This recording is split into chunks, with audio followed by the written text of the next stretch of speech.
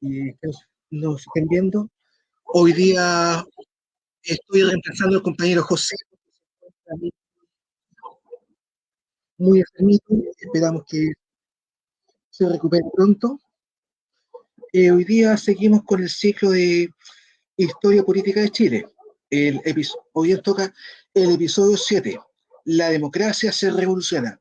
O sea, es un nombre bastante provocador, por decirlo de alguna forma. Ahora, vamos a hablar justamente, o va a hablar el compañero Juan Carlos Gómez Leighton, sobre el periodo que concierne 1967-1973. Me imagino que va a tocar la Revolución Cubana, cómo eso afectó justamente a los jóvenes de esa época, cómo se formó el MIR, cómo se formó la Juventud Revolucionaria del PS, la reforma agraria y obviamente el gobierno de Salvador Allende. Partamos con la clase, profe. ¿Cómo está? Hola, ¿qué tal? ¿Cómo estás, Víctor? Ahí dice gordito regalón. Así Oh, me que dice. está hablando con la amiga. Bueno, pero eso es bastante afectivo, Sí, cariñoso, lo cual es bueno. sí, sí. La afectividad siempre es positiva. Por supuesto que hay que ser sumamente efectivo. Sí. Bueno, partamos entonces. Partamos cuando guste. Ok, estamos en condiciones de partida entonces. Vamos. Buenas tardes, buenas noches, buenos días a todos los auditores de este programa y de los que han seguido atentamente este ciclo de historia política de la democracia en Chile. Y estamos llegando ya a su fase final del curso, no de la, y también final de de la democracia en una primera etapa, en una primera fase. La fase que va entre el siglo XIX y 1973, cuando un golpe de Estado, como todos sabemos, derroca al gobierno popular de Salvador Allende y al mismo tiempo provoca la caída del régimen político democrático que se había constituido, como ya lo hemos dicho, no en 1932, como gran parte de la sociología política y la historia política que ha estudiado el siglo XX ha tratado de señalarnos. El régimen que nosotros vemos destruir en 1973 es el régimen político que comienza a constituirse, a consolidarse y a ampliarse a partir de 1958, cuando, como lo vimos en la clase pasada, cuando, entre otras cosas, se termina y se pone fin a la ley de defensa permanente de la democracia, la conocida ley maldita, dictada durante el gobierno de Gabriel González Videla y que había dado lugar durante 10 años, entre 1958 entre 1948 y 1958, a un régimen político electoral autoritario. Se habían perdido algunos de los elementos fundamentales de la democracia en aquel instante, pero el régimen se vuelve autoritario, excluyente y no participativo, a pesar de la dictación de la ley que permitía que las mujeres pudieran ser ciudadanas, hasta ese momento excluidas de la vida política. Pero en 1958 decíamos que es el resultado, ese año, ¿no? Es el resultado del impulso y rebeldía de los sectores populares y ciudadanos que el 2 y 3 de abril habían salido a la calle a demandar justamente una profundización en el proceso de democratización de la sociedad chilena como del régimen político. Esa asonada, esa insurrección, esa rebelión popular del 2 y 3 de abril de 1957 había dado lugar, como también dijimos en la clase pasada, a esta iniciativa parlamentaria, política e institucional conducida por Salvador Allende y el Frente de Acción Popular, el FRAP, ¿cierto?, para iniciar una serie de reformas institucionales que permitieron, ¿cierto?, sanear, limpiar de todos los vicios o parte de los vicios que tenía el régimen político y que hacía imposible llamar a ese régimen político como democrático. Era un régimen autoritario electoral. ¿Por qué? Porque yo vuelvo a insistir sobre un punto que me parece muy relevante y que todos debiéramos meditar. No necesariamente un régimen político, porque haga elecciones, es un régimen democrático. Las elecciones son mecanismos de selección de autoridades, de personal político, pero no necesariamente son el elemento central de un proceso democrático. Hay muchas veces los procesos electorales son amañados, son birlados, son espurios, son manejados, manipulados por los actores políticos, tanto del poder fáctico como del poder oficial o de un Estado X o Z. Por lo tanto, para que un régimen democrático sea tal, nosotros hemos señalado y hemos planteado y hemos sostenido repetidas veces en este curso que para reconocer a un régimen político democrático, y estoy hablando de un tipo de régimen político democrático específicamente político, y no le agrego lo social y lo económico y lo cultural, porque son otros ingredientes para poder establecer no la calidad del régimen o la condición del régimen, sino la condición de la sociedad y de la formación social específica. Hay sociedades que no necesariamente son sociedades democráticas y que pueden tener perfectamente un régimen político que se comporta con todos los elementos de la democracia.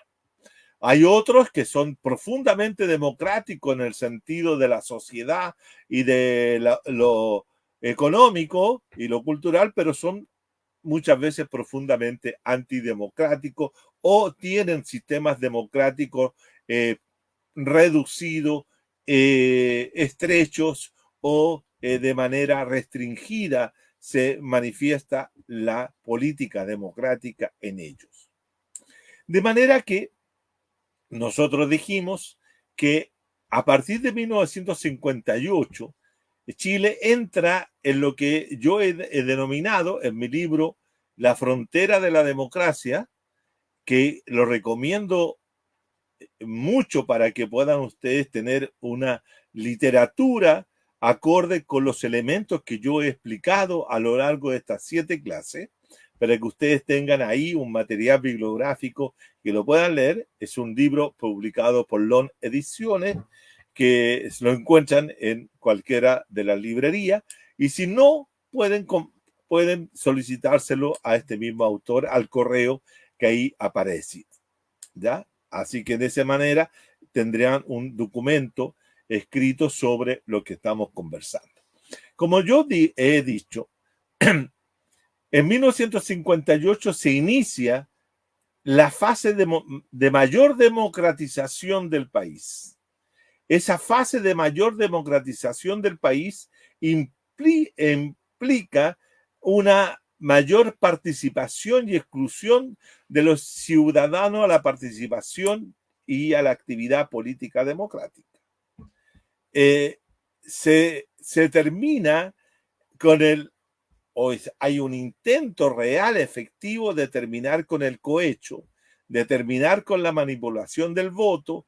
Se le entrega la responsabilidad al Estado de producir la papeleta en la cual van inscritos los nombres de los candidatos a aquellos que postulan a cargo de elección popular. Se configura la dirección estable, permanente de los registros electorales a cargo de un buró o de una oficina para esos efectos, quien va a tener el control de todo el proceso electoral y ordenarlo y verificar que las elecciones se hagan de manera veraz, transparente y que no existan ningún tipo de manipulación o de manipular la manifestación o la voluntad popular expresada a través de un voto. De manera que a partir de 1958 el crecimiento de la población electoral se va haciendo cada vez mayor. Partamos de la base de que hacia 1963 aproximadamente hay 1.000.000 de personas, 1.100.000 personas participando. Hacia la elección, la última elección que se realiza en marzo de 1973 de este periodo político, de este régimen político, había más de 4 o 5 millones de personas participando, efectivamente. O sea, hay un crecimiento explosivo, es una incorporación de muchos. Y esa incorporación tiene que ver con el proceso que se abre a discutir sobre la participación de que hay aquellos sectores que habían sido excluidos por decreto, excluidos por decisión política estatal y gubernamental, que eran los campesinos. Los campesinos no tenían derechos sociales, no tenían derechos económicos, no tenían derechos políticos ni culturales. Estaban confinados, estaban encerrados, estaban sitiados dentro de dentro de las haciendas de los señores de la tierra y bajo esa situación el voto de esos campesinos era altamente manipulable. Y por lo tanto había también la posibilidad de que los campesinos tenían que poder votar libremente. De los campesinos, una condición fundamental para la dignidad del campesino era que él podía votar, emitir un voto por aquel candidato que él tuviera preferencia, pero no como lo hacían cuando los patrones los obligaban a votar por ya sea por los candidatos del Partido Liberal o para el Partido Conservador. Hacia 1964, para la elección del año 64 presidencial, ya existía la posibilidad real y efectiva de que el campesino, mujeres y hombres, ¿cierto?, que tenían ya la edad para poder ser ciudadanos políticos, pudieran por fin elegir. Ese es mi punto. Durante todo el siglo XIX y durante gran parte del siglo XX, el voto campesino fue un voto manipulado, fue un voto controlado, fue un voto de acarreo al servicio de los patrones, de los dueños del campo y los dueños de la tierra, que podían entonces tener una gran representación en el Parlamento porque ellos manipulaban el voto. Y lo hicieron hasta 1963, 62, porque después del 62 ya no lo pudieron manipular y los campesinos tuvieron por fin la libertad para elegir, votar y elegir, votar y poder sufragar por la persona que ellos estimaban. Y por esa razón, cuando uno observa los datos estadísticos electorales, observa que la gran votación de los campesinos y campesinas se dirigieron hacia los sectores progresistas, como era el Partido Demócrata Cristiano y especialmente de la figura de Eduardo Frei Montalva y de todo del proyecto demócrata cristiano que, entre otras cosas, ofrecía algo que hasta ese momento estaban también excluidos los campesinos. Ofrecía la posibilidad real y efectiva de establecer una ley de sindicalización campesina, como también una ley de profundización, ampliación y distribución de la tierra, es decir, una reforma agraria en serio, no una reformita que como había sido la que había impulsado Jorge Alessandro Rodríguez, bajo la presión de Estados Unidos, bajo la presión de la Alianza para el Progreso, para hacer una suerte de, como fue tildada y correctamente, nunca hubo mejor forma de llamarla, una reforma de los maceteros, porque no logró hacer ninguna cosa de tocar el latifundio o la gran propiedad que hacía que el poder de los señores de la tierra fuera siempre poderoso e importante en la sociedad chilena. A tal punto que el voto libre permitió la elección de Eduardo Frei Montalva. Pero también cabe señalar que la elección de Eduardo Frei Montalva, que le gana a Salvador Allende y a Julio Durán, que era el candidato de las derechas, se debe y obedece a una estrategia electoral planteada por los asesores norteamericanos a la derecha, que después de el famoso naranjazo que vimos la semana pasada, recomendaran a la derecha que no votaran por Julio Durán, porque si votaban por Julio Durán, lo más probable que el ganador de esa elección a tres bandas, es decir, a tres competidores, podría haber sido perfectamente Salvador Allende, que en esa elección obtiene casi 1 millón de votos, superando bastante alta la proporción de votos que había obtenido en 1958. Pero el hecho de que la derecha patronal, la derecha de clase media, ¿cierto?, no tuvieran como horizonte la posibilidad de de tener un gobierno propio, votan por votan por el programa o votan por Eduardo Frei, tratando de controlar el programa, y que Eduardo Frei declara en un discurso de que ni por 1 millón de votos va a cambiar su programa. Claro, no lo cambió en términos concretos, pero sí hacia la segunda mitad del gobierno demócrata cristiano, a partir del 67 en adelante, 68, va a morigerar el proceso de reformas y va a contener el proceso de reforma, porque de una u otra manera, ¿cierto?, ese proceso va a sufrir las reformas revolucionarias van a sufrir una revolución interna. Se van a revolucionar a sí mismas en la perspectiva de ir avanzando hacia una sociedad comandada, ¿cierto?, bajo la dirección de la democracia cristiana, sino más bien en una perspectiva que se asomaba como la más importante del momento, que era una perspectiva socialista. El socialismo era una orden del día en América Latina, que había sido puesto indudablemente el socialismo gracias a la Revolución Cubana, gracias a la gesta del Che Guevara, gracias a una serie de procesos reformadores y revolucionarios que se habían dado en el continente, y la posibilidad real y efectiva de que no solo en una isla como era Cuba, sino que dentro del continente pudiera alzarse un gobierno o un proceso revolucionario socialista. Eso es lo que se anunciaba durante el proceso desde los 60, 64, 65, 67 en adelante. Pero si nosotros queremos preguntarnos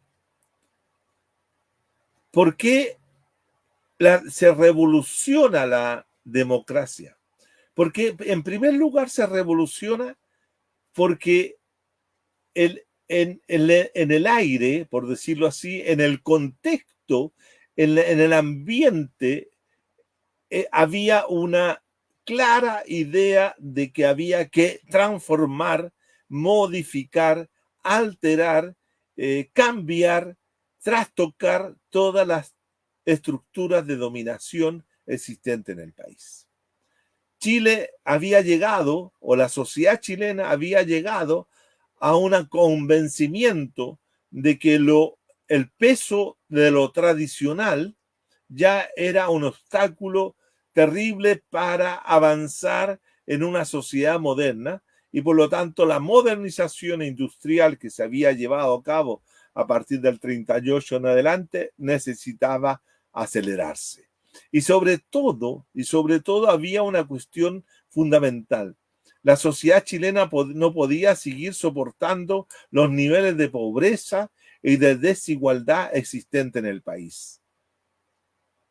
La pobreza que se hacía expresar, por ejemplo, en el espacio urbano, en las poblaciones callampas, que surgían y resurgían en un lugar u otro donde las personas no tenían dónde vivir porque no existían políticas que permitieran tener, ¿cierto?, su casa o un sitio donde vivir, exigía una respuesta perentoria, exigía una respuesta de parte del Estado, y el Estado de una u otra manera buscaba mecanismos para resolverlo.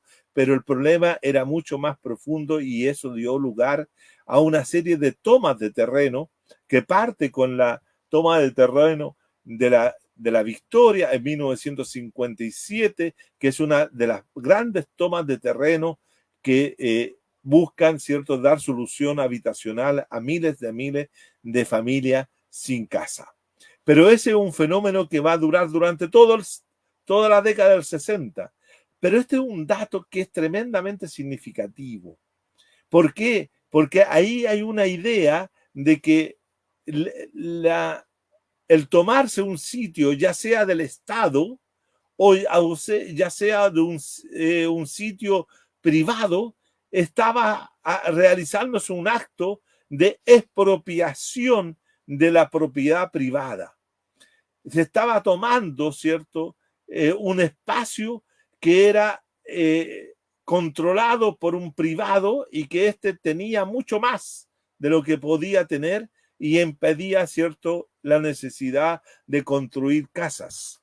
De ahí que era importante resolver el tema de la propiedad, resolver el tema de que habían grupos que era menos del 3 o 4% de la población que tenían gran parte de la propiedad del país en manos de ellos. De manera que había que modificar aquello. Pero también estaba el problema campesino, que es distinto al problema obrero. Los obreros fueron consiguiendo derechos sociales, económicos, a lo largo de su lucha sindical, su lucha obrera a lo largo del siglo XX, pero los obreros en ningún momento, para conseguir esos derechos, esos reconocimientos, esos beneficios, comillas, ¿cierto?, que se obtenían del capital y que era una forma de confrontar al capital, arrebatarle, ¿cierto?, a través de estos derechos, parte de lo que era la extracción de la plusvalía, a los obreros no se proponían, y esto hay que decirlo tal cual como son.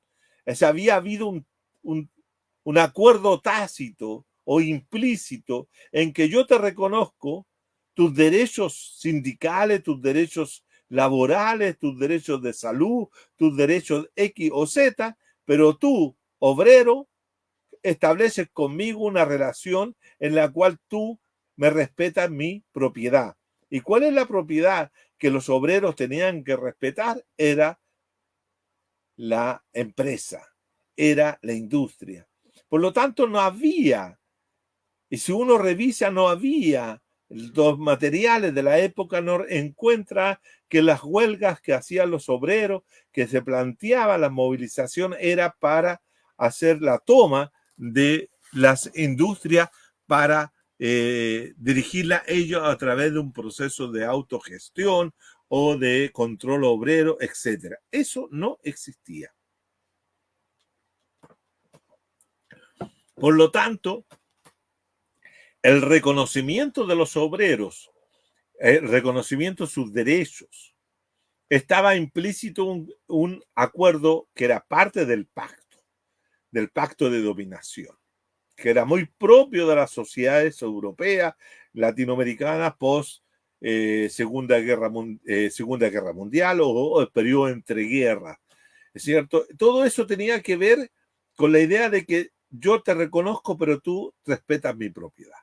Pero en el caso de los campesinos, el tema era que yo reconozco a los campesinos, sus derechos económicos, sociales, pero al mismo tiempo hay una gran presión, y eso es lo importante, hay una gran presión desde los campesinos y desde movimientos agrarios porque la tierra fuera distribuida, la tierra sea para quien trabaja, la tierra sea para los sectores campesinos que debían tener, ¿cierto?, acceso a ella. Y ese era el gran tema, porque la propiedad agrícola era enorme y por lo tanto los campesinos debían acceder a ella.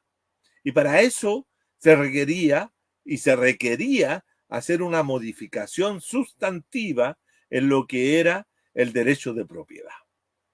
Por lo tanto, la democracia en Chile no había podido avanzar hacia niveles de desarrollo mayores, de mayor profundidad, y hablo de la democracia política, ¿cierto? No podía porque tenía un gran obstáculo, tenía una gran barrera, tenía, como yo llamo en mi libro, una frontera, y esa frontera era la frontera de la propiedad privada. Por lo tanto, era necesario para realizar la reforma agraria, como para realizar las reformas urbanas, para darle la posibilidad de los ciudadanos de tener un sitio donde vivir, ¿cierto? Tener la posibilidad que el Estado pudiera expropiar la propiedad privada. Eso fue una de las batallas políticas más importantes entre 1964 y 1967. Yo planteé en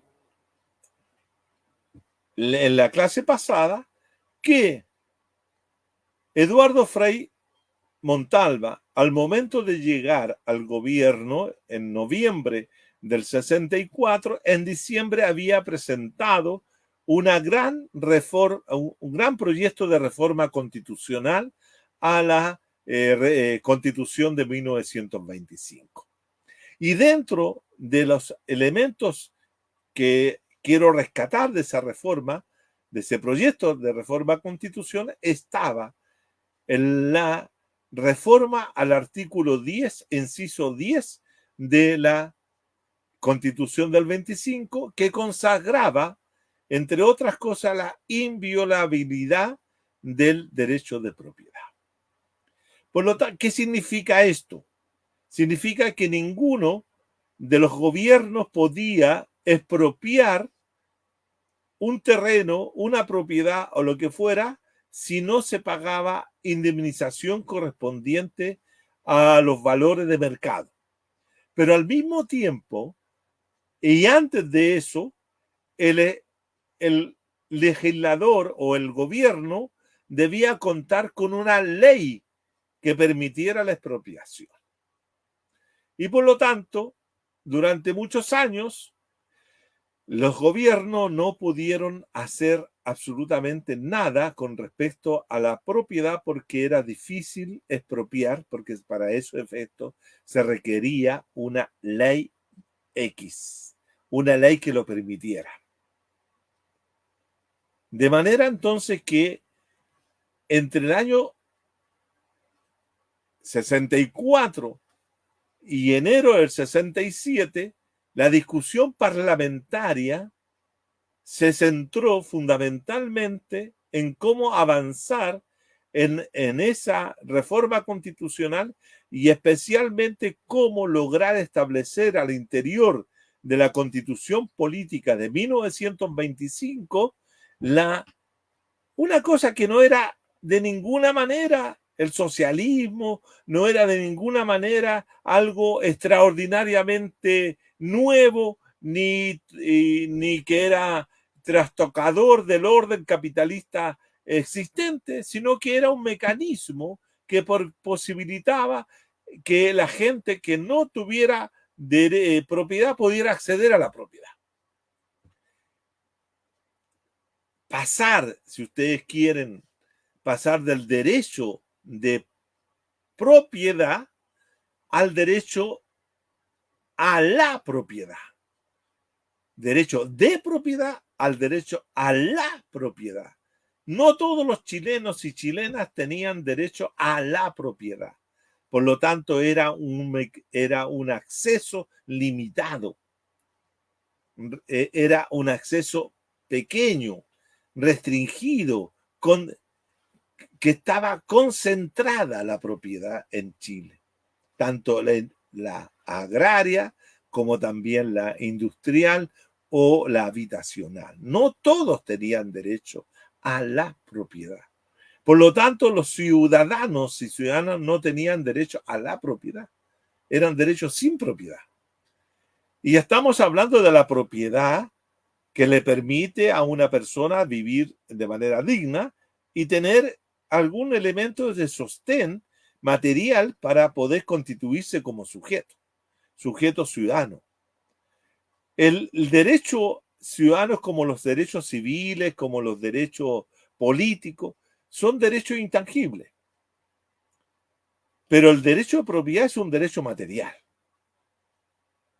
Y eso era lo que le faltaba. Le faltaba a los chilenos tener el derecho de dónde estar, un lugar, algo material que lo sostuviera. Y eso no lo tenían porque los chilenos, ya sea, como lo he dicho en términos de los pobladores que llegaban a vivir a los espacios urbanos, ya eran cierto, sin casa, tenían que arrendar, tenían que vivir de allegado, o se tenían que tomar un terreno, etcétera, pero no tenían propiedad. Y por lo tanto, el acto de tomarse un terreno era algo que ya estaba violentando al sistema capitalista que consagra como un derecho único y inviolable el derecho de propiedad. Por lo tanto, Frei Montalva tenía claro de que había que impulsar ese proceso y lo impulsó. Y como digo, pasaron 3 años, 65, 66, parte del 67, o 2 años, ¿cierto? En total, discutiendo acerca de la posibilidad de realizar esa reforma. Y esa reforma finalmente es aprobada. ¿Por qué? ¿Y por qué es aprobada? ¿Por qué tiene la virtud de ser aprobada en ese año y promulgada en enero de 1967?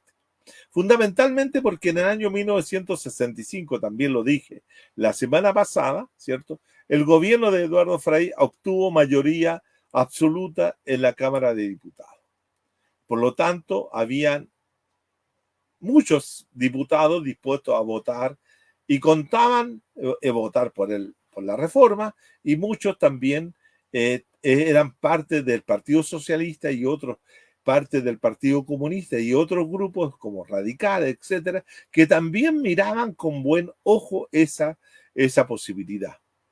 A pesar de que los comunistas y los socialistas, cuando salió el gobierno electo Eduardo Frei Montalva, declararon que no le, Aniceta Rodríguez, por ejemplo, declaró que no le iba a dar ni la sal, y le iban a negar la sal y el agua al gobierno, pero habían también situaciones en que este avance de lograr modificar aquello daba unas oportunidades inmensa para el proceso de democratización de la sociedad, porque ahí no se estaba democratizando el régimen.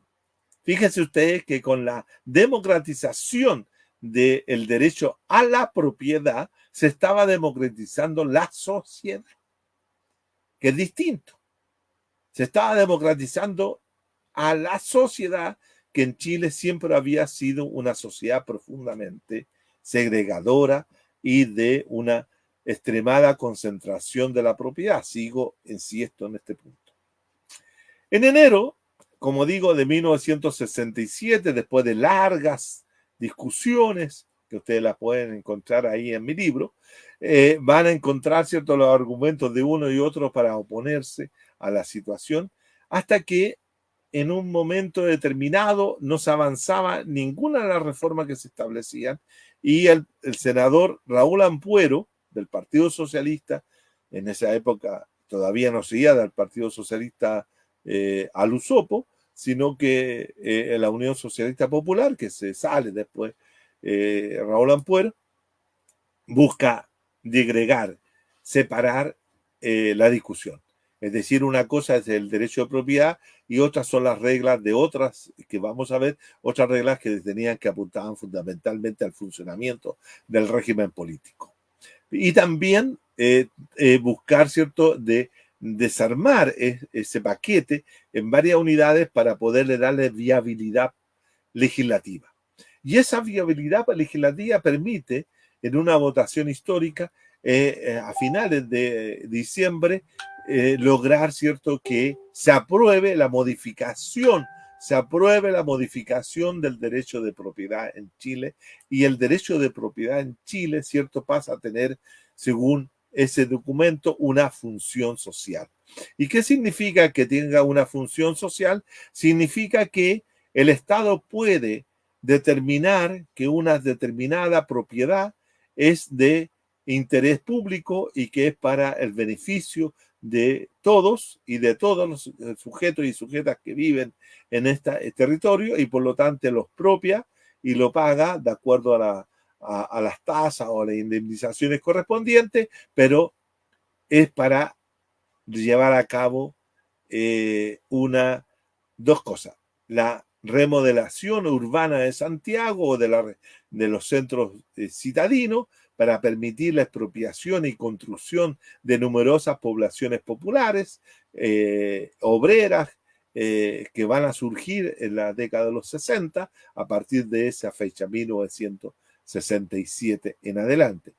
Mucha regularización de los terrenos que estaban tomados, es decir, esos terrenos pasan a ser propiedad del Estado, el Estado lo entrega a los pobladores, y así se comienza a surgir las poblaciones populares donde va a vivir el pueblo chileno a partir de ese momento.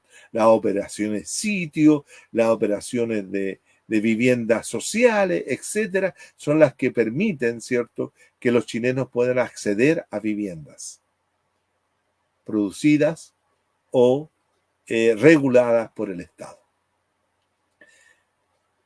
Ese fue uno de los momentos más importantes de la sociedad chilena, enero de 1967.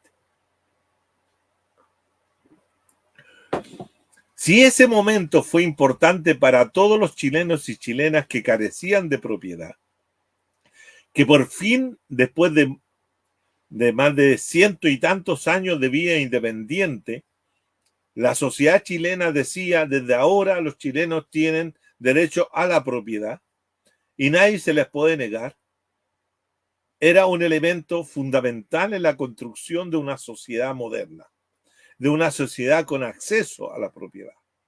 Pero al mismo tiempo significó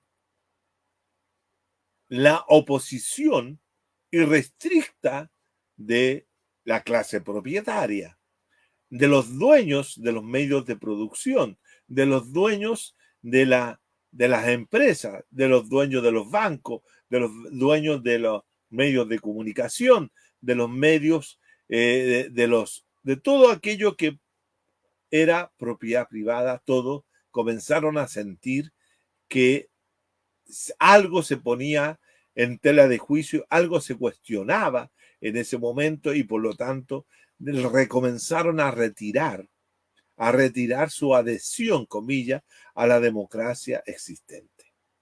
Uno de los principales opositores a la reforma del artículo 10, inciso 10 de la Constitución de 1925, era un joven abogado de la Universidad Católica llamado Jaime Guzmán Errázuriz.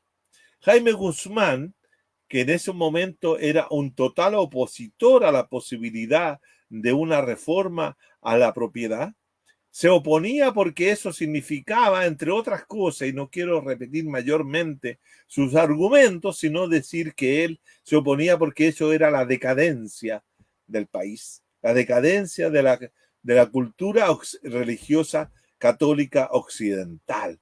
Es decir, era todo lo peor que podía pasarle a Chile que se fuera aprobada esa ley. Y se opuso totalmente, escribió numerosos artículos en una revista que lo retrata de cuerpo entero, la revista Fiducia, que era una revista fundada por un movimiento que era de tradición de defensa de la patria, la familia y la propiedad. que tenía su origen allá en Brasil. En el año 64, 65 había surgido y había un señor que se llamaba Plinio de Correa, algo así, que era uno de los fundadores de ese grupo, y Jaime Guzmán me vio y se abrevó de ese grupo y salían a las calles vestidos con unas togas negras y hacer propaganda en contra del proceso de cambio que estaba llevando a cabo la democracia cristiana. Obviamente que aquella institución, ¿se acuerdan ustedes de aquella institución que nombramos en la primera clase de este curso, la Sociedad Nacional de Agricultura, que provenían de la Sociedad de Amigos del País? Obviamente que la Sociedad Nacional de Agricultura fue uno de los principales opositores contra la medida adoptada por el gobierno de reformista de Eduardo Frei, en la cual se pulverizaba de alguna manera, porque no se pulverizaba del todo, la propiedad privada de la sociedad chilena. Si bien es cierto, Frei fue muy claro y muy directo en establecer de que la modificación era simplemente para modificar la propiedad, en el sentido que permitiera la urbanización o dar la posibilidad de constituir estas poblaciones populares que hemos nombrado, pero también estaba la idea de que había que, a través de ella, establecer la reforma agraria. Y aquí era el elemento central. O sea, tocar la reforma, tocar el agro, era tocar el corazón mismo de la dominación tradicional. Y lo llevó a cabo y durante el año 67 se nombraron dos leyes que yo creo que ustedes deben tener presente para siempre, que es la ley 16.640, que establece la reforma agraria. Y la reforma agraria estableció la posibilidad de que el Estado podía expropiar latifundios o hacienda hasta 80 hectáreas de riego básico. Es decir, 80 hectáreas de riego básico podían quedar en manos de los patrones y el resto de la propiedad pasaba a ser propiedad del Estado, y el Estado podía desarrollar diferentes fórmulas como asentamientos campesinos, parcelas, cooperativas, etc. Aquí lo que me interesa más que nada, que ese tipo de fórmulas, que también es importante en un momento determinado hacer la historia de la reforma agraria en todos sus sentidos, tanto político, social, económico y cultural, es fundamental. En Chile no ha habido nunca, es que yo sepa, un curso de esa naturaleza. Tenemos expertos, ya desgraciadamente el más conocedor de todo este proceso, los dos conocedores de este proceso, entre ellos Jackson Chol, como también el ministro de Economía de ese momento, el ministro de Reforma Agraria, de Agricultura, del presidente Frei, los dos han fallecido y nunca pudimos, ¿cierto?, tener la posibilidad de conocer un curso de ellos sobre el proceso. Pero hay gente, como perfectamente tengo conocimiento de que Sergio Gómez es un gran experto en temas de reforma agraria y podía ser uno de los que pudiera dictar un curso sobre reforma agraria, o si no, el más importante de todos, que yo siempre destaco, el señor José Bengoa, el Pepe Bengoa, también tiene diversos estudios sobre la reforma agraria y que sería muy interesante a que él pudiera dictar un curso de esta misma forma, porque es algo que se desconoce profundamente en la sociedad chilena. La reforma agraria es un mito o tiene algo muy velado, muy oscuro, porque no se ha contado esa historia hasta ahora.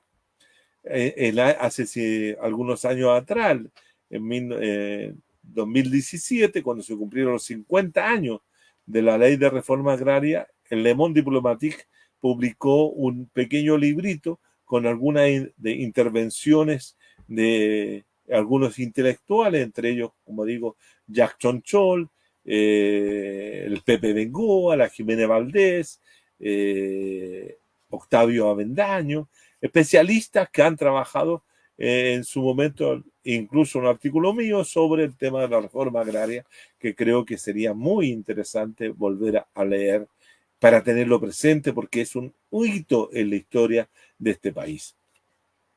La ley 16.640.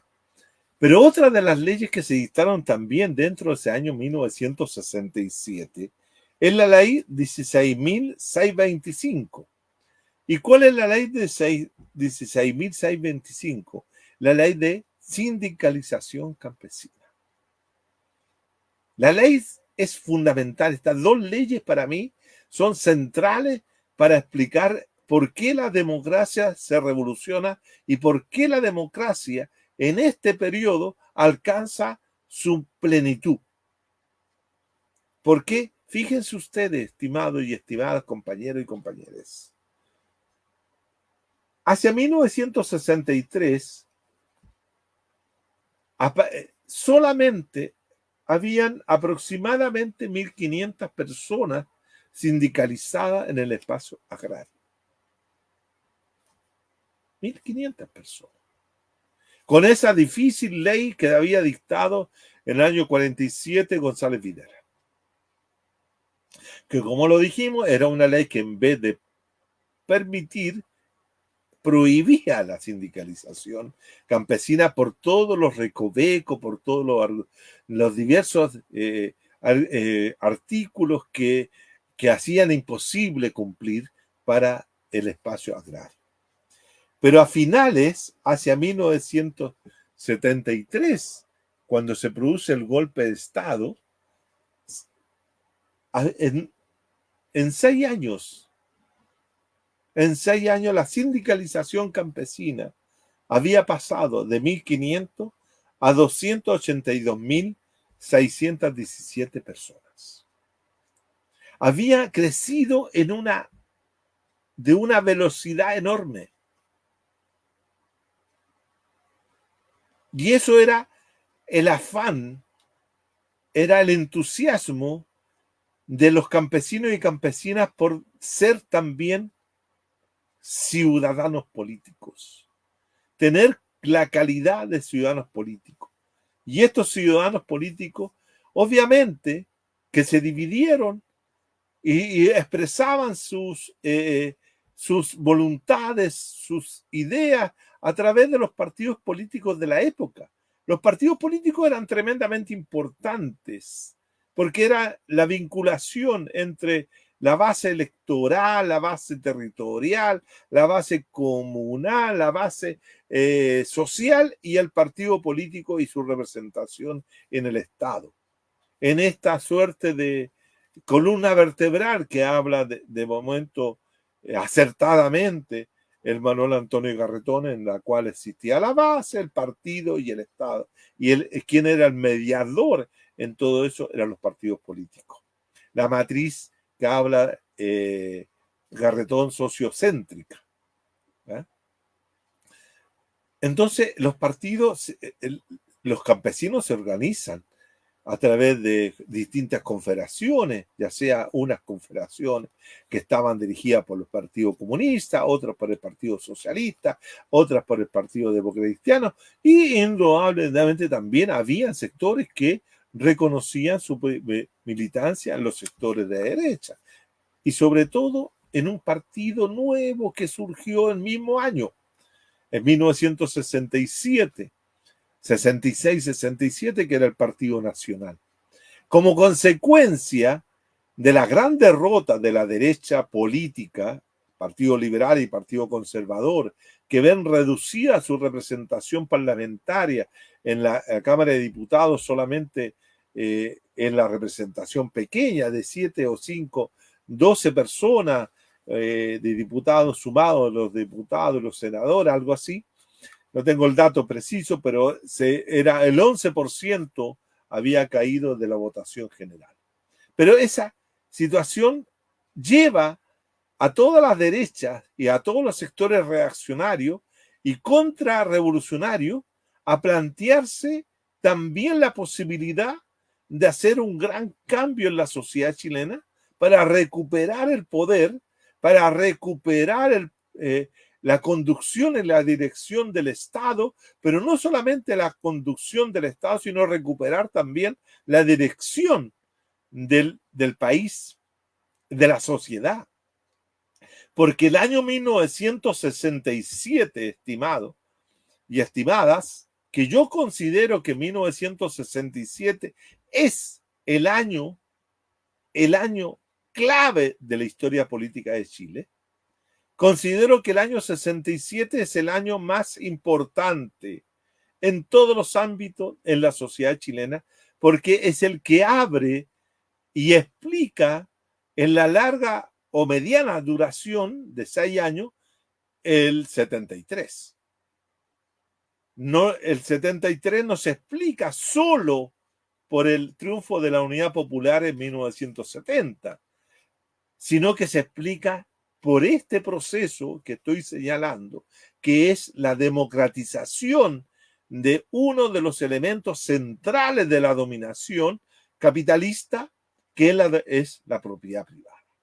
Cuando se toca la propiedad privada al poder capitalista o a cualquier poder propietario, este es capaz de hacer cualquier cosa para recuperar esa conducción. Por esa razón, yo considero que el año 1967 es el año clave. También en mi libro sobre la sociedad chilena de 2010 de 1990 a 2010, tengo un artículo largo que es el 1967, el año clave de la historia política chilena.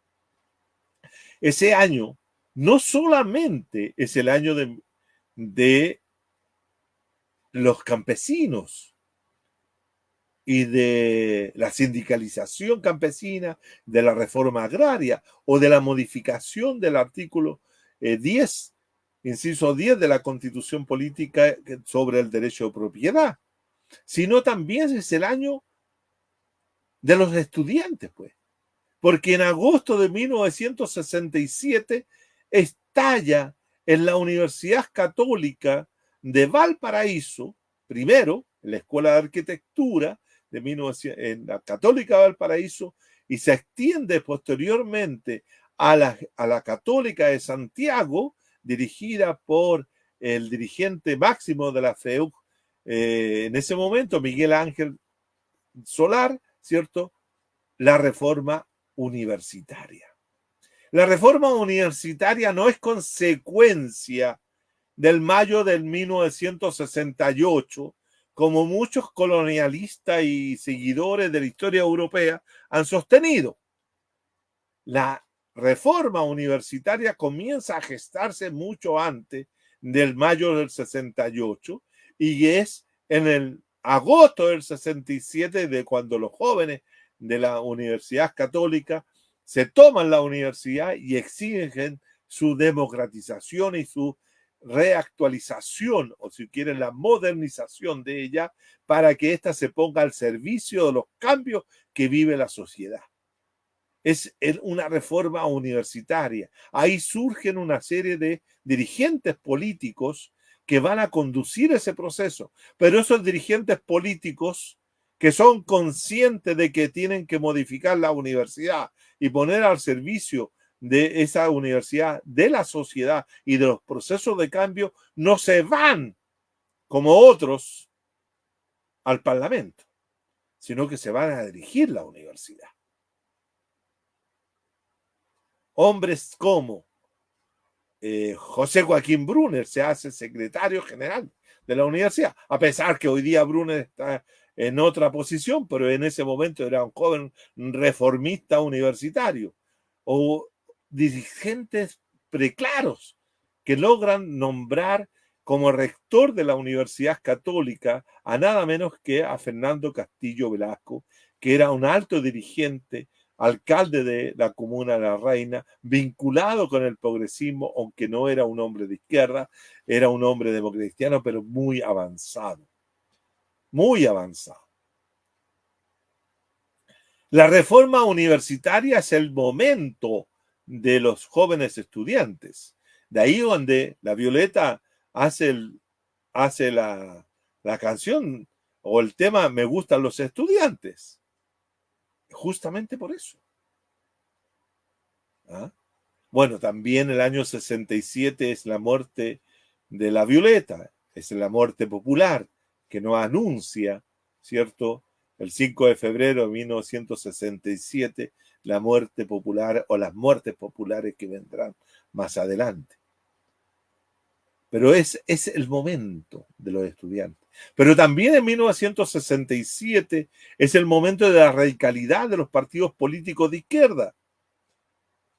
Entre ellos, ¿cierto? La refundación, por decirlo de alguna forma, la refundación o redirección que toma el movimiento de izquierda revolucionaria MIR, que había sido fundado en 1965 por un conjunto de jóvenes del Partido Socialista, como también jóvenes del Partido Comunista desilusionados por la derrota política electoral de Salvador Allende del 64 forman el MIR y que posteriormente es, a partir del 67, como lo dicen todos los historiadores del MIR, tiene otro punto de partida con la dirección que le van a otorgar los hermanos Enrique, como también Bautista von Joven, Pascal Allende, Nelson Gutiérrez y tantos otros.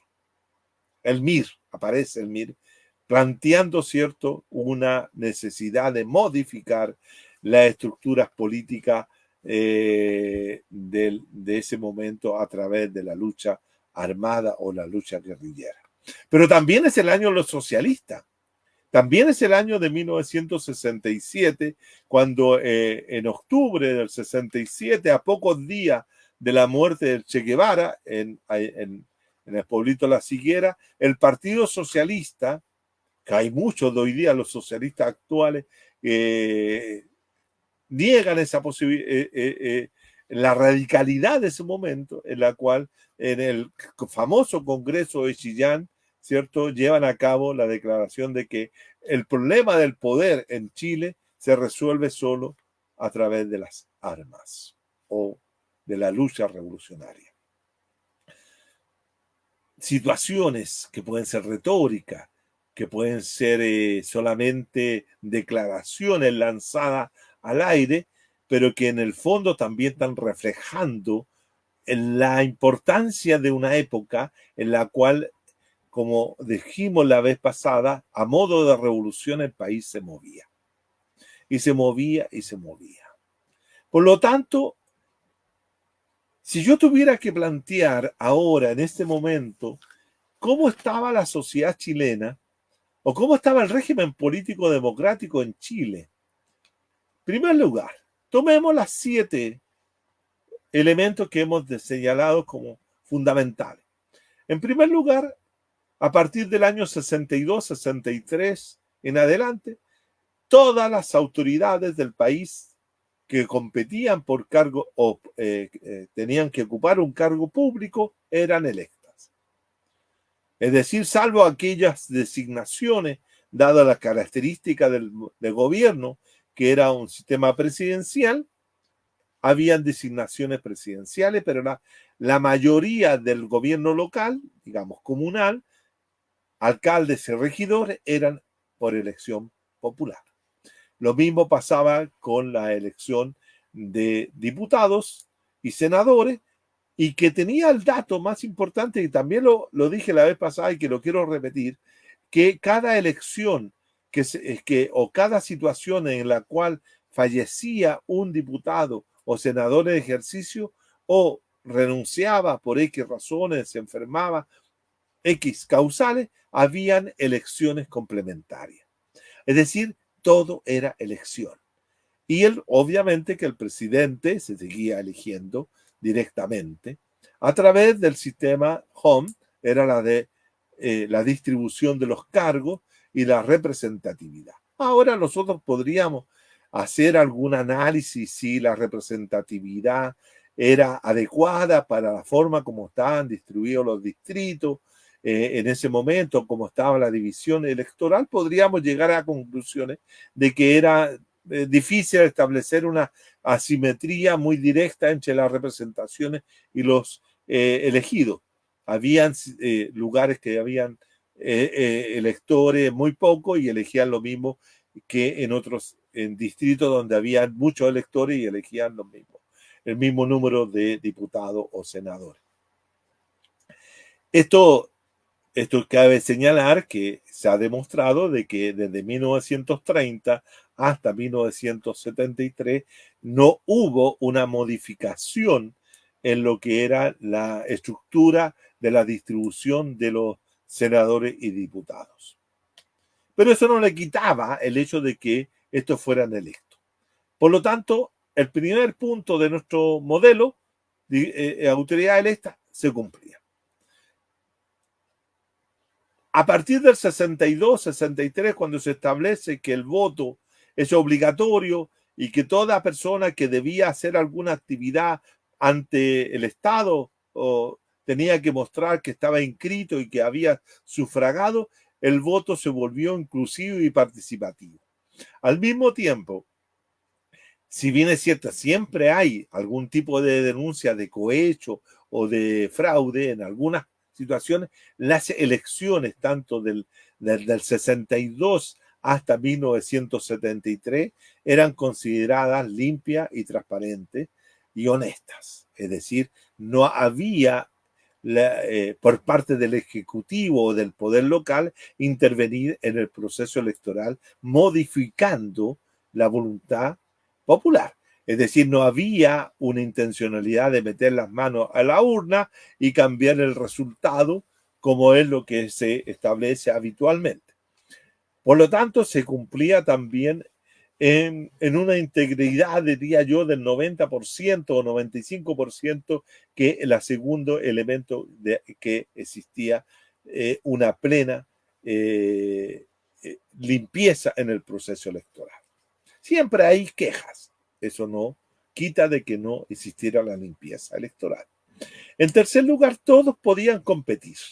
Había un sistema de partido multipartidista integrado, ¿cierto?, por 7 partidos relevantes, y digo 7 partidos relevantes, lo estoy diciendo en términos saltorrianos, es decir, aquellos que podían tener votaciones y acarrear posibilidades para tener representación política. Indudablemente, a la derecha estaba el Partido Liberal y Partido Conservador, que posteriormente se transforma en Partido Nacional, que es el que suma, ¿cierto?, estas dos integraciones, que se integran estos dos partidos que habían estado muchas veces discutiendo, peleando entre ellos, sobre todo en el siglo XIX, pero ahora frente a un enemigo mayor, que son los sectores populares, o sobre un adversario que es mayor, que son los sectores populares o sectores medios, se unen y sobre todo se unen en la defensa de una nueva república. Y este es un dato. El Partido Nacional surge con un programa y este programa se llama La Nueva República. Y la Nueva República es un programa que tiene elementos de transformación radical de lo existente. Ellos quieren hacer una reacción política de contener y cerrar todos los mecanismos de integración a la democracia. Quieren evitar que la democracia siga, la democracia política y por ende también la democracia social y económica y cultural siga expandiéndose en el país, y por lo tanto ellos buscan a través de la construcción de un régimen político centralizado autoritario volver a una imagen que ellos han construido, a una imagen que ellos han elaborado, de un espejismo que ellos han situado en el pasado, que es el famoso régimen portaliano de autoridad centralizada y fuerte para poder controlar a estas masas populares que pretenden transformar al país en algo que ellos quieren, que ellos no quieren. y por lo tanto poner fin a lo que Gonzalo Vial Correa, que es uno de los redactores de ese programa de la Nueva República, denomina la decadencia del alma nacional. Entonces ellos dicen que hay que recuperar el alma nacional que ha sido totalmente pisoteada, arrastrada, destruida por estos sectores populares rebeldes, rotos, etcétera, que se han tomado la conducción del país. Y por lo tanto, la Nueva República es un proyecto político que tiene la idea de ser una contrarrevolución, pero y esto es lo interesante, es un cambio radical también. Ellos no están por volver a reponer algunas cosas, sino quieren refundar el Estado chileno. Refundarlo. No retocarlo, refundarlo. Y eso es un elemento central para entender lo que es 1973 propiamente tal. Por lo tanto, estaba el Partido Nacional en la derecha y otros grupos pequeños. En el centro político estaba la democracia cristiana, que emergía, ¿cierto? Y emergió en 1958 y se situó en el centro político. Se radicalizaron algunos sectores y salieron dos partidos, o un partido nuevo, que era el Movimiento de Acción Popular Unitaria, el MAPU. El MAPU va a dar origen a otro partido de izquierda que no es partido marxista-leninista como se declara el MAPU, sino que un partido con orientación progresista, con una mirada socialista, y algunos de ellos asumían también el marxismo, pero no en la forma como el MAPU quiso ser, porque el MAPU tenía la intencionalidad también de discutir un lugar, un espacio a los dos grandes partidos de izquierda marxista-leninista que existían en el país, que era el Partido Comunista y el Partido Socialista. Y ese es el partido que trata de ser distinto, pero desde la izquierda es la izquierda cristiana, en la cual, cierto, está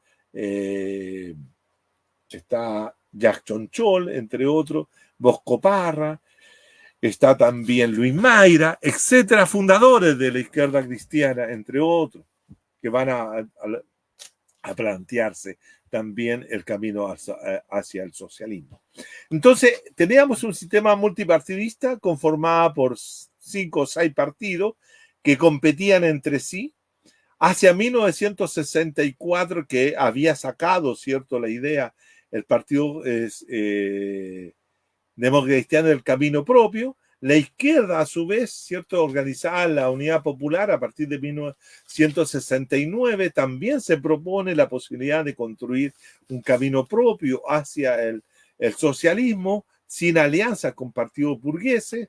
Se impone ahí la tesis del Partido Socialista del Frente de Trabajadores, más que el Frente Nacional del Partido Comunista, de que buscaba, ¿cierto? El Partido Comunista siempre planteaba la posibilidad de aliarse con los sectores de centro para llegar a construir una mayoría más amplia. El Partido Socialista buscaba construir una mayoría popular, social, electoral, pero desde las propias bases de los sectores populares, campesinos, trabajadores, estudiantes, etcétera, pobladores. Y estaban, es cierto, estos dos partidos, ¿no? Entonces, estos tres. Y por ende, el Partido Nacional también se propone ya no repetir la experiencia del 64 en el 1970, y que también se plantea la posibilidad del camino propio. Nueva República, continuidad del proyecto de la vía chilena no capitalista, de la democracia cristiana, y el Partido Socialista y el Partido Comunista y los otros, ¿cierto?, empujando lo que era la vía chilena al socialismo. Eso es lo que da. Pero ¿qué otro dato hay importante? El año 1969, las reformas que quedaron pendientes de este proyecto de reforma que había planteado el presidente Frei en 64, quedaban algunas que tenían que aprobarse. Entre ellas estaba la posibilidad de que el voto fuera para los mayores de 18 años. que también existiera el voto de los analfabetos y de las personas que tenían algún tipo de discapacidad o otras habilidades, como se dice hoy día, ¿no? Y también, cierto, la posibilidad de que todos pudieran participar y votar. Todas esas tres grandes reformas se hicieron, pero no se hicieron para que se pusieran en práctica en la elección del año 70, sino que se pusieran en práctica o se pusieran en régimen o se llevaran a cabo en 1971. Es decir, las elecciones del 70 se hacen sin los jóvenes mayores de 18 años, sin los analfabetos y sin los discapacitados, sino que se va a hacer después. Pero habían otras reformas que fueran interesantes. Uno de los problemas que tenía el funcionamiento del régimen político era que muchas veces al presidente en ejercicio le tocaba gobernar con un parlamento que había sido elegido con anticipación a su elección. Era lo que le va a pasar a Allende. Allende, cuando es elegido presidente en 1970, tiene que convivir y establecer relaciones políticas, legislativas, con un parlamento elegido en 1969. Por lo tanto, era un parlamento poco afín a las transformaciones que Allende buscaba. A diferencia de Eduardo Frei, que había sido elegido en septiembre del 64 y por calendario correspondía elecciones en marzo del 65, y por esa razón el presidente Frei pudo enarbolar, o la democracia cristiana, enarbolar el eslogan "un parlamento para Frei", y tener desde el año 65 hasta el 69 un parlamento, por lo menos a nivel de la Cámara de Diputados, un parlamento afín a los procesos de cambio que el propio presidente establecía. Por lo tanto, cuando Frei manda esta reforma, había dos elementos que, desde mi punto de vista, podían haber modificado alguna de la suerte del régimen político posteriormente. Una era la posibilidad de que el presidente en ejercicio tuviera la posibilidad de llamar a elecciones y cerrar el Congreso por una vez durante su mandato. Recordemos que el mandato del presidente eran 6 años. Por lo tanto, durante 6 años, 4 años aproximadamente, podía contar con un parlamento en contra. Entonces, él podía tomar la decisión de cerrar el Congreso y llamar a nuevas elecciones para ver si conseguía las mayorías necesarias para gobernar. Por ejemplo, lo que le pasa hoy día a Boris, que podría tener la facultad de cerrar el Congreso y llamar a nuevas elecciones porque a él le corresponde, ¿cierto?, gobernar con un parlamento totalmente contrario y que no da cuenta de la votación popular que ese presidente tuvo en su momento. Por lo tanto, ha sido difícil, bueno, aparte de su derechización propia, ¿no? Pero bueno, ese es otro tema. Pero quiero decir que esa era una dificultad que todos los presidentes habían quejado a lo largo de todo el periodo, de que ellos tenían que gobernar con parlamentos afines o no afines, dependiendo en qué momento le correspondía la elección parlamentaria. Y por lo tanto, esa era una reforma importante. La otra que se incorporó en un momento determinado era la posibilidad de establecer la segunda vuelta electoral ciudadana en el caso de que ninguno de los contendores de la presidencial lograra tener la mayoría absoluta, es decir, el 50% más uno. Esa es una situación que en Chile se había venido repitiendo desde el momento mismo de la elección de Juan Antonio Ríos, Gabriel González Videla, Jorge Alessandri Rodríguez, etcétera, porque habían sido dos presidentes solamente los que habían logrado obtener el 50% más uno, que le permitía gobernar sin tener que pasar por la Cámara por la decisión del Senado, que había sido Carlos Ibáñez del Campo en el año 52 y el Eduardo Frei en el año 64. Pero todos los otros presidentes habían tenido que haber una decisión de parte del Congreso. El Congreso había decidido votar por la primera mayoría en 1958. E incluso Allende había declarado de que él prefería que se votara por Jorge Alessandri Rodríguez porque así se respetaba lo que realmente había dicho la voluntad popular. Y por lo tanto, existía esa posibilidad de que el Congreso podía elegir, estaba en la total constitucionalidad elegir al segundo ganador porque así lo permitía. Pero había la costumbre, la norma informal que siempre se elegía el que había salido primero. En este caso, la elección del 58 había salido con muy escasa mayoría o con escasa diferencia Alessandri, y por lo tanto quedaba la posibilidad de que Allende votara, pero eso no ocurrió y así sucesivamente. Estas dos, que desde mi punto de vista podrían haber sido significativas en el caso para obtener mayoría parlamentaria, en un caso, ambas fueron rechazadas en el Parlamento. El Parlamento rechazó de establecer la segunda vuelta electoral ciudadana y mantuvo la segunda vuelta electoral de manera parlamentaria, y también rechaza la posibilidad de que el presidente tuviera la posibilidad de disolver el Congreso y llamar a nuevas elecciones durante su mandato. Esto va a ser significativo desde el punto de vista de la gestión, porque cuando a Allende se le pedía en junio, después de un intento de golpe de Estado, ¿cierto?, que cerrara el Congreso Nacional, él le dijo que no lo iba a hacer.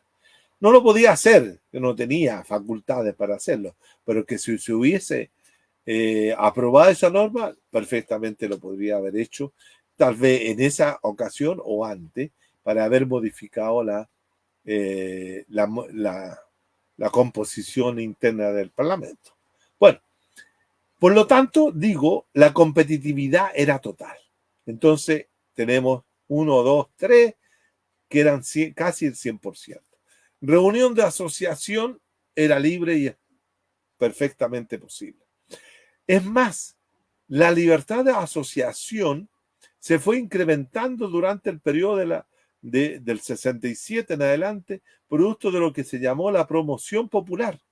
La promoción popular fue una iniciativa impulsada por el gobierno reformista de Eduardo Frei, en la cual llevaba, ¿cierto?, la idea de que había que aumentar la participación de los sectores populares, la organización de los sectores populares en organizaciones sociales, territoriales, como la Junta de Vecinos, como hacer lista en esos años la ley de Junta de Vecinos, para que se creen las juntas de vecinos, para que se formulen los clubes deportivos, los clubes juveniles, los centros de madre. Gran organización de las mujeres y los sectores populares a todo dar en la sociedad chilena, las cuales van adquiriendo distintas fisonomías, van pasando de ser democristianos a ser socialistas, comunistas, etc. Había una gran organización social y todo eso bajo un amparo de la ley de asociaciones territoriales, vecinales, etc. Gran libertad de asociación. Había libertad de sindicalización, los sindicatos crecían, la robustez del movimiento sindical también, el número de huelgas en contra del capital se incrementaban, etc. Libertad de asociación, otro 100%. La libertad de expresión y de pluralidad. La prensa era libre, total y completa. Si bien es cierto, algunas veces se aplicó durante el gobierno de Eduardo Frei la ley de defensa, la ley de defensa del Estado, por la defensa interior del Estado por ofensa al presidente de la República, formuladas, por ejemplo, por Carlos Altamirano Orrego, senador del Partido Socialista, al cual escribió en la revista Punto Final de esa época, fundada por Manuel Cabilles y otros, ¿cierto? Escribió unos escribió unos escritos, unos artículos en que denunciaba cosas que ofendieron, comillas, al presidente de la República y lo metieron preso por ofensa a la autoridad. Pero eso no eran situaciones esporádicas, pero censura propiamente no había. No había total libertad de expresión, pluralidad política. En los canales de televisión, que eran 3, que pertenecían a la universidad católica, que estaba bajo el proceso de reformas, por lo tanto era tremendamente plural. Ahí hay un gran debate en el canal 13 entre Miguel Ángel Solar y el director del Mercurio de la época, si no me equivoco, von Stein. De ahí donde sale el famoso lienzo que se extiende en el frontis de la Universidad Católica, que dice: chileno, el Mercurio miente. Y lo que decía el Mercurio era verdad, mentía sobre el proceso de reforma universitaria, que según el Mercurio eran los comunistas los que dirigían el proceso, era totalmente falso. Había libertad, por lo tanto también había libertad y pluralidad. Habían revistas que iban desde la más extrema izquierda hasta la más extrema de la derecha, y todo uno podía ir a un kiosco en la calle y encontrarse con todas las revistas y toda la prensa y todos los diarios que mostraban las diferentes posiciones en las cuales se debatía y discutía y se planteaban, ¿cierto?, los proyectos de la sociedad chilena. Libertad de prensa total. Todos podían competir por los cargos públicos. No había nadie. Además, se había logrado, a partir del 71, se había logrado, ¿cierto?, lo que una de las condiciones fundamentales, que el demos era total y no había ningún sector que tenía prohibición de participar en los procesos electorales. Había un voto universal. O sea, si yo aplico el modelo a este periodo del 67 al 73, indudablemente el régimen político chileno era una de las democracias más avanzadas y más logradas de América Latina. Chile nunca había sido más democrático que en este periodo.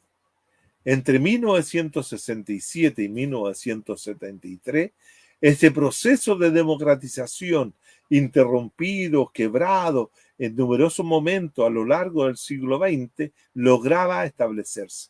Por eso yo he sostenido, desde 1958 al 73, Chile vive su mejor periodo democrático, donde la plenitud de la poliarquía en términos dalianos se manifiesta total y completamente en 1967 a 1973. Ahora, indudablemente que estoy hablando y sigo insistiendo en un régimen democrático, liberal, representativo. No era de ninguna manera una democracia socialista. ¿Por qué? Porque faltaban los componentes sociales, faltaban los componentes económicos, faltaban los componentes culturales. Ese proceso de profundización de la democracia política, con todos los bemoles y con todas las contradicciones que ello supone, se inicia con la elección de Salvador Allende en 1970. Vamos a ver la próxima clase cómo entre 1970 y 73 todo aquel proceso que había dado lugar en el año 67, la democratización del derecho de propiedad, y transformarlo en derecho a la propiedad, se va a concretizar. Vamos a ver cómo los derechos sociales se van a extender y ampliar en la sociedad chilena. Vamos a ver cómo el derecho a la cultura, a la recreación, a la alimentación, a una vida digna se va a desarrollar también entre 1970 y 1973. Es decir, el régimen político que se va a volver inclusivo y va a tratar de abarcar que no sea solo el régimen político, el democrático, sino que también la sociedad. Se inician procesos de democratización al interior de las universidades, al interior de las empresas. Comienza a pensarse que las empresas pueden ser industriales, pueden ser dirigidas por sus trabajadores, la autogestión, el poder popular. Todos esos elementos son propios de un periodo corto de tiempo, 70-73, que es el momento en que la democracia política permite y amplía la posibilidad de construir la democracia social. No es la democracia social, no es la democracia política, perdón, la democracia económica, la que posibilita la democracia política, sino que al contrario, la democracia política va a dar posibilidades, estructuras de oportunidades, potencialidades, va a construir actores estratégicos fundamentales para que se produzca un momento tremendamente de eclosión, de explosión de la posibilidad de la democracia en plena periodo del 70 al 73. Claro, efectivamente, dirán algunos, pero esa es una democracia burguesa. Pero claro que era una democracia burguesa, si lo que hemos estado relatando durante todo este ciclo es justamente democracia burguesa. Pero esa democracia burguesa se está revolucionando. Esa democracia se está revolucionando y se está revolucionando gracias a los mecanismos propios de esa propia democracia burguesa. Se está ampliando. El hecho, como yo digo, que se extrema la democracia, fíjense, que adquiere una connotación que no había tenido antes.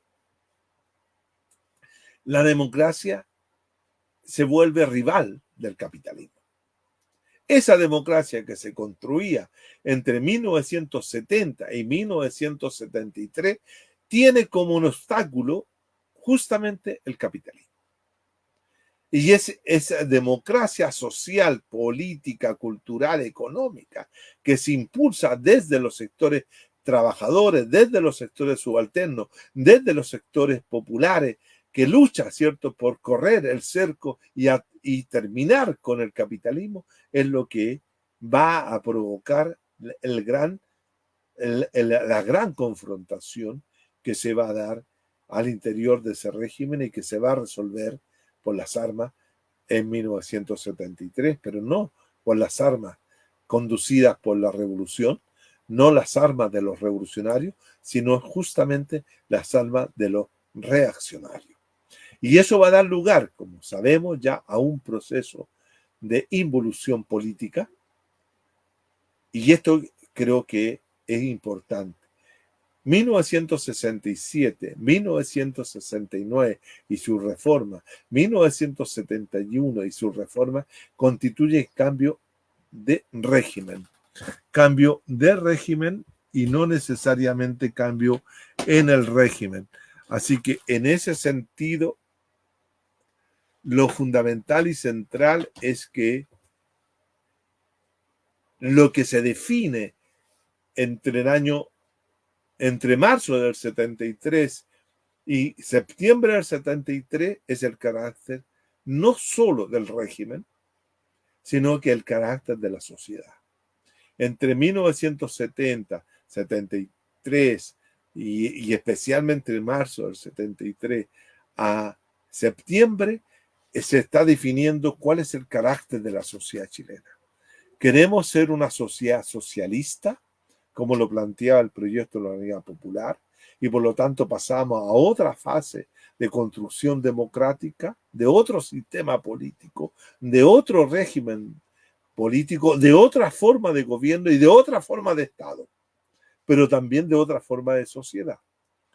O queríamos mantener o queríamos seguir siendo capitalista, seguir manteniendo un gobierno presidencialista, querer mantener, ¿cierto?, un régimen democrático pero acotado, cerrado, no abierto, mantener el capitalismo. Es decir, el mantener el capitalismo significa mantener las desigualdades sociales, entre otras cosas. Reponer, como lo planteaba la derecha, reponer el derecho de propiedad. Bueno, todo eso se define en 1973. Y en 1973 se cierra esta fase más importante de la democracia chilena, que es el único periodo que hemos sido plenamente democráticos, políticamente hablando, que es entre 1967 y 1973. Dejo hasta aquí esta clase y nos encontramos el próximo miércoles 14 de, si no me equivoco, 14 de agosto, para ver qué pasa con el régimen político y cómo se constituye en la nueva democracia chilena que va desde 1990 hasta el día de hoy. Lo encontramos, nos vemos, gracias. Muchas gracias, compañero.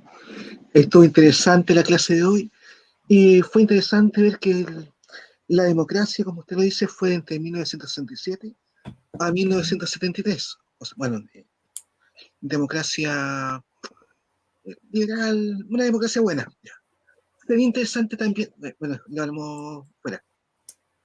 No, pero di, ¿qué ibas a decir? No, sería interesante hacer un programa, o sea, pensando después de octubre, para ver qué es democracia, o sea, definirla, No, porque pero ya está, fue definida en... no, que acá todo el mundo dice, tiene una definición distinta de democracia. No, pero espérate, Y pero es claro, que tú estás introduciendo un elemento que puede ser distorsionador para la gente que escucha. Yo presenté claramente qué es lo que era democracia en el capítulo 1.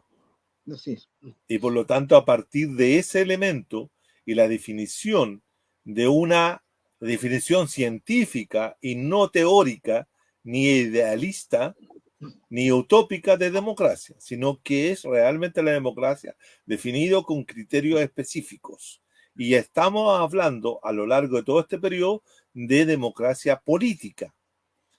Entonces, eso está muy claramente definido en el capítulo 1. Entonces, cambia la redacción. Podríamos discutir justamente qué tipo de democracia es la que queremos para el siglo XXI. Ah, bueno, es que ese es otro problema.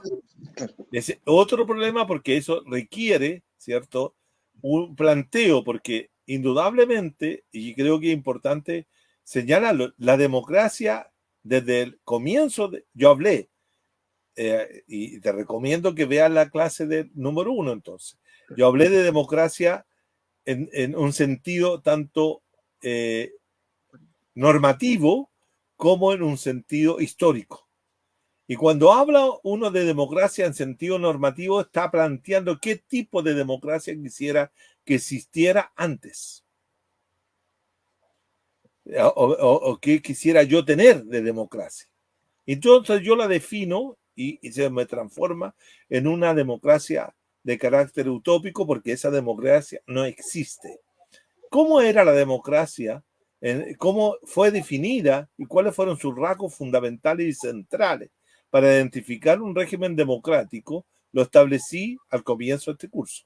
Entonces, este curso tiene, si tú quieres, una definición de democracia que es la que me permite a mí decir que la democracia entre 1967 y 1973 alcanzó esos 7 u 8 requisitos mínimos que tiene todo o que debiera tener todo régimen político democrático.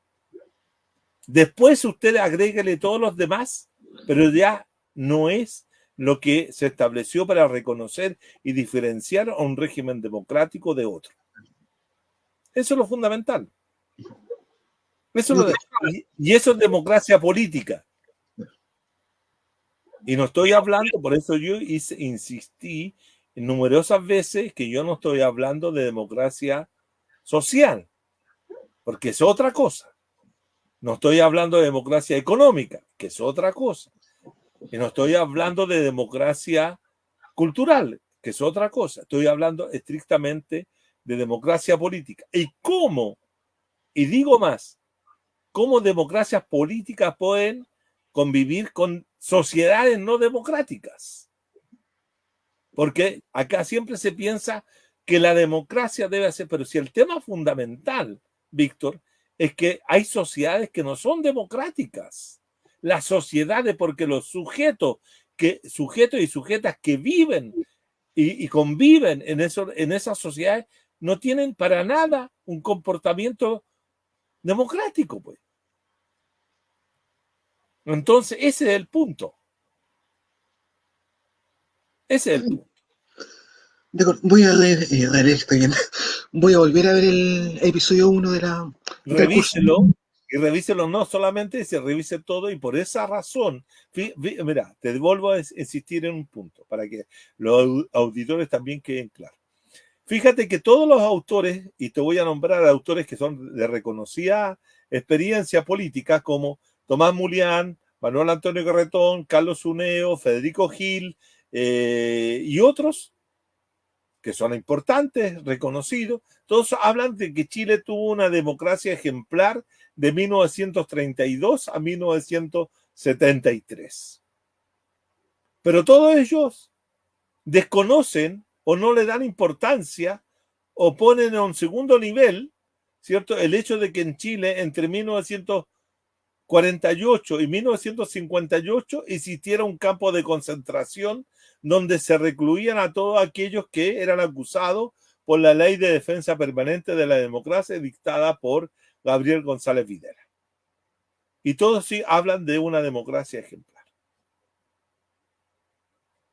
Y yo digo, en esta interpretación distinta, de que ese no es una democracia. Digo que es un régimen político autoritario, un régimen autoritario electoral. ¿Por qué? Porque acá la definición fundamental que muchos de los autores plantean es tomar el hecho de que existan elecciones. Y las elecciones no te hacen un régimen democrático, porque las elecciones pueden estar en un contexto totalmente donde no hay competitividad, donde no hay libertad de prensa, donde no hay pluralidad, donde no hay derecho a asociación, donde no hay una serie de mecanismos que excluyen a otros. Eso es no democrático. ¿Te das cuenta? Entonces, muchas veces, desde la izquierda existe la idea de que nunca ha habido democracia. Sí, pero hay que demostrar primero de qué tipo de democracia están hablando. Porque si yo hago la crítica a la democracia, tengo que ahí definir qué tipo de democracia estoy pensando. Claro, desde el punto de vista de las izquierdas, nunca ha habido democracia. Pero cuidado, cuidado. Esa es una cosa que hay que plantearse, de qué forma, ¿cierto? En Chile, el hecho de que no existiera democracia permite a un gobierno popular llegar al gobierno y poder iniciar un proceso de transformaciones. Fíjate que los partidos de izquierda llegaron 2 veces al gobierno en Chile y las 2 veces llegaron no por actividad bélica, ni insurreccional, ni guerrillera, ni con las armas, sino llegaron por los votos. 1938 llegan al poder con Pedro Aguirre Cerda, el Partido Comunista y el Partido Socialista. Y posteriormente con González Videla llega el Partido Comunista. Y posteriormente, valga la redundancia, llega el año 70 con el Partido Socialista y el Partido Comunista y el MAPU y la izquierda cristiana en la famosa Unidad Popular. Y llegan con voto. ¿Y eso era posible si no o no existiese ese contexto de democracia política electoral que yo acabo de reseñar, no habría sido posible si no se hubiese mantenido el cohecho, la manipulación del voto, si no se hubiese dado la libertad a los campesinos, etcétera, etcétera, etcétera. Esas son conquistas democráticas. Yo no sé de qué otra democracia me estás hablando tú para poder sostener que eso no era democrático.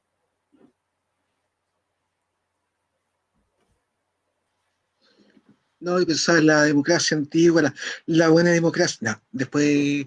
No, pero ¿qué defines como buena democracia, Víctor? No, A ver. me iba a reír un poco de la democracia de Aristóteles, donde solamente ciertos sectores de la población era ciudadano y ese cierto sector pequeño de la población podía elegir por todo.